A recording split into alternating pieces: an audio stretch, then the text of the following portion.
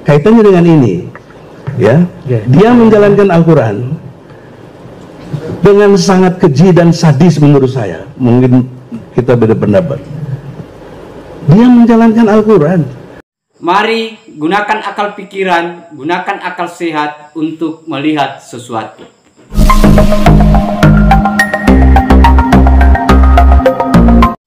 Assalamualaikum warahmatullahi wabarakatuh. Salam sejahtera untuk kita semua, salam demokrasi dan salam pluralisme. Oke, sahabat-sahabat, jumpa lagi di Rahmat Channel. Nah, kali ini sahabat-sahabat itu masih sekaitan dengan persidangan Sugih Nur dan Bambang Tri. Nah, untuk kali ini sahabat-sahabat itu sedikit menarik karena si Egy Sujana ini mencoba bertanya kepada saksi ahli sekaitan dengan mubahalah. Dan ternyata saksi ahli ini bukan beragama Islam, sahabat-sahabat, tetapi dia beragama Nasrani atau Kristen. Nah, ini sahabat-sahabat kelucuannya, sehingga terjadilah apa ya, seperti menceramai saksi ahli.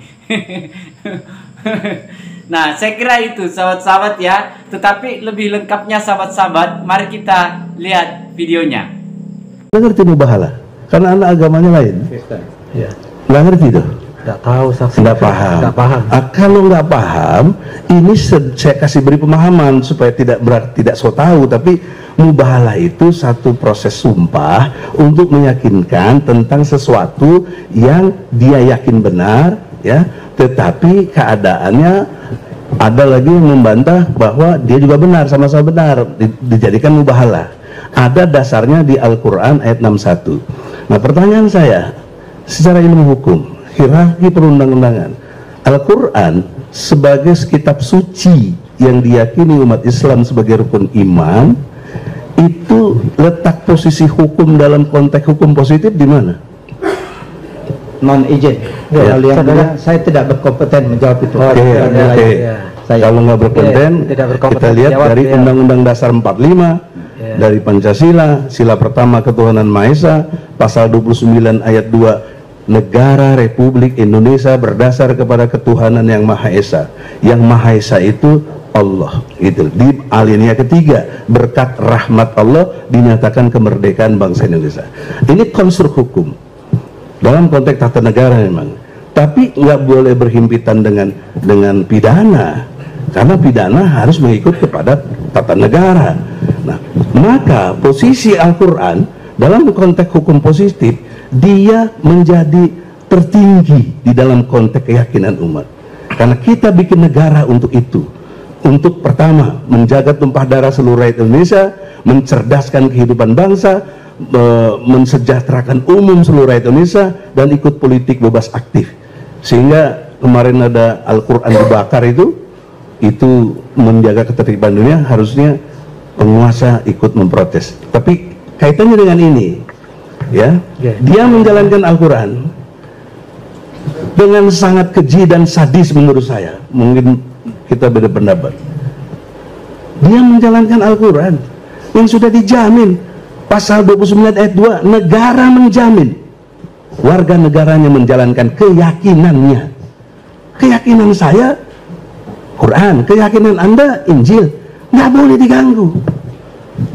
Maka ketika dia menjalankan keyakinan Quran, bukan cuma diganggu, ditahan, ditangkap, dipenjara, menderita mereka.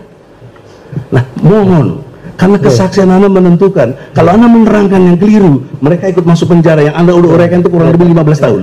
Pertanyaannya? Nah, pertanyaannya, saudara-saudara ya, apakah kalau tadi Anda pakai istilah kepantasan atau patut diduga, ya, perbuatan yang mubahalah yang dibenarkan oleh Al-Quran, dijamin oleh Undang-Undang Dasar 45, sesuai keyakinannya, itu dianggap satu kesalahan hukum? Bisa Anda jawab? Iya, kalau yang ditanyakan di sini, mohon izin yang mulia, adalah masalah kesalahan. Nah, tentunya saya melihatnya dari sisi hukum pidana. Kesalahan itu sebagai violence and wanton.